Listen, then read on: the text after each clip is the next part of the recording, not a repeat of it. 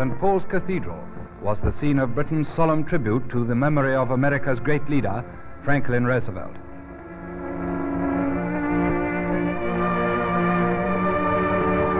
The Russian ambassador and his wife represent the peoples of the Soviet Union.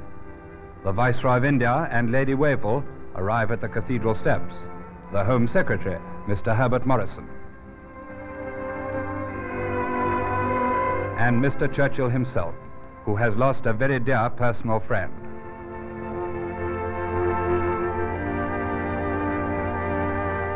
As the royal car arrives, the Prime Minister talks with Mr. Waarin, the American ambassador.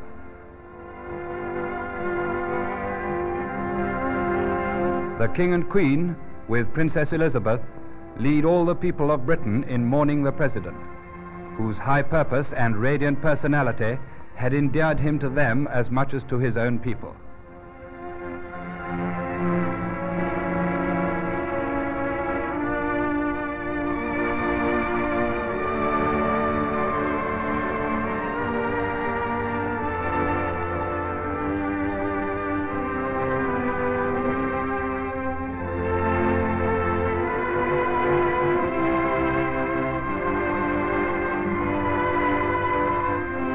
Queen Wilhelmina and Princess Juliana of the Netherlands, King Christian of Denmark, King George of the Hellenes, and King Haakon of Norway with Crown Prince Olaf were there.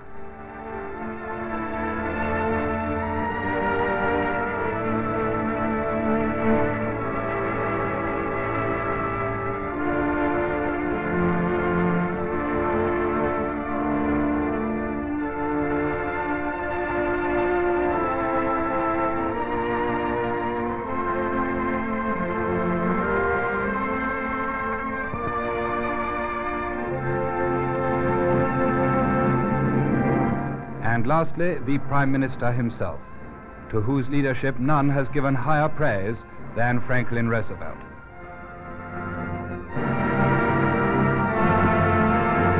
With the passing of a great American, we pray that the causes for which he labored may be upheld, to the lasting benefit of the peoples of the world.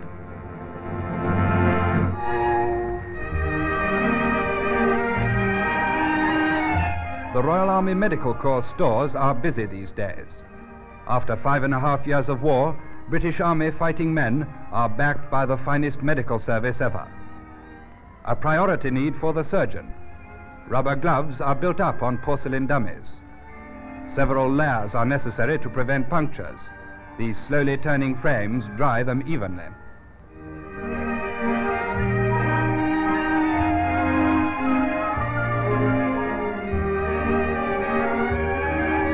New drugs and vaccines give a high degree of immunity to diseases to soldiers fighting in unaccustomed climates. Into the ampoules go the antidotes to typhoid, typhus, and dysentery, and drugs to ease pain and shock. After filling, the ampoules are tested, counted, and packed for dispatch all over the world.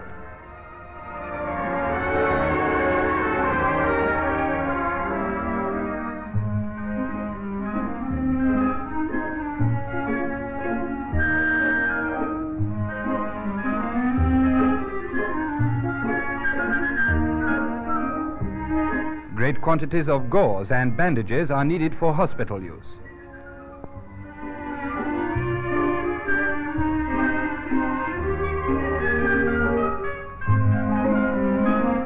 When the field dressings have been stitched, they are wrapped in cellophane and sealed on a special hot plate. Gas and moisture-proof, they will lie in a soldier's pocket until needed. Every unit, searchlight, workshop, tank, or armored car has its own special requirements, and mass production deals with them. Nimble-fingered women workers pack at an incredible speed.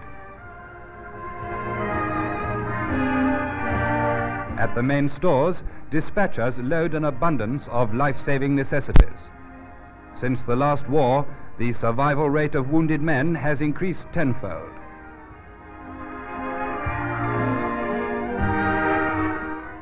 Air power in a merciful role has come to the aid of British troops, badly wounded in the battles in Germany. After emergency treatment with sulfur drugs or penicillin, they are taken by air to England, where every detail of their treatment will be of the best.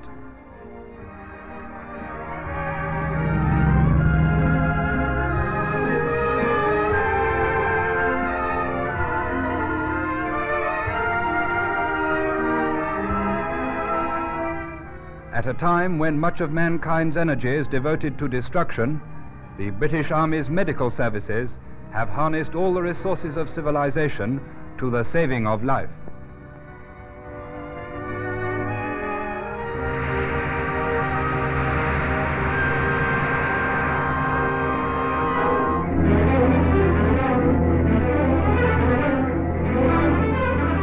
As the Allied armies roll on through the Germany that once was Hitler's, hundreds and thousands of Allied prisoners of war are being set free.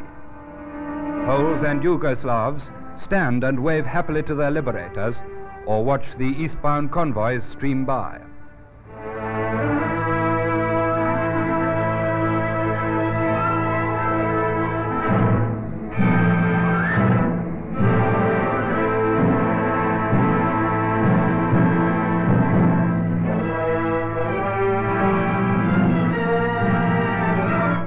Among the many prominent German prisoners who have been taken are Baron Franz von Papen with his son and son-in-law. They were interviewed by Lieutenant General Simpson, commanding the 9th American Army.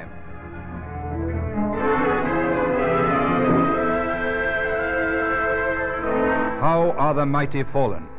At the bottom of a bomb crater lies the statue of Alfred Krupp, at one time Germany's greatest armaments and industrial magnate, now in Allied hands.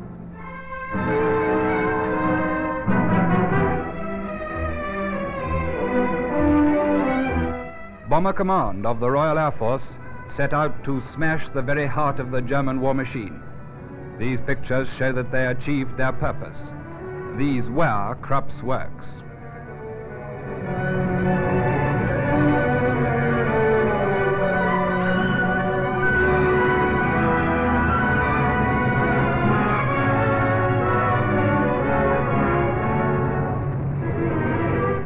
Transport was another priority target for the Allied air forces. Duisburg on the Rhine was once a great inland port, now a mere shambles.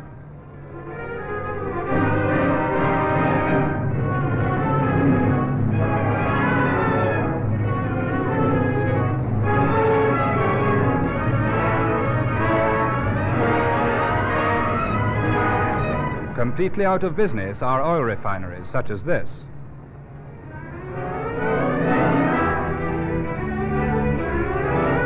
Rail yards and rolling stock have been heavily pounded.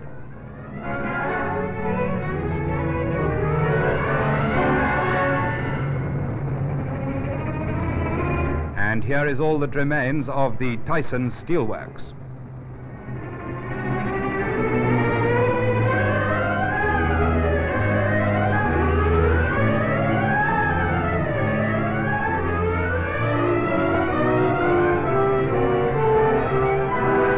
And from the Ruhr, British troops pushed on to Osnabrück.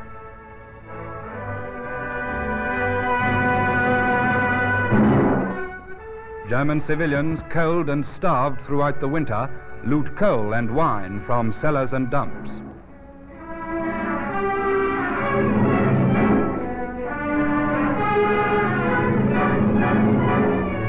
Hungarians, made prisoner by the Germans, are set free by British commandos.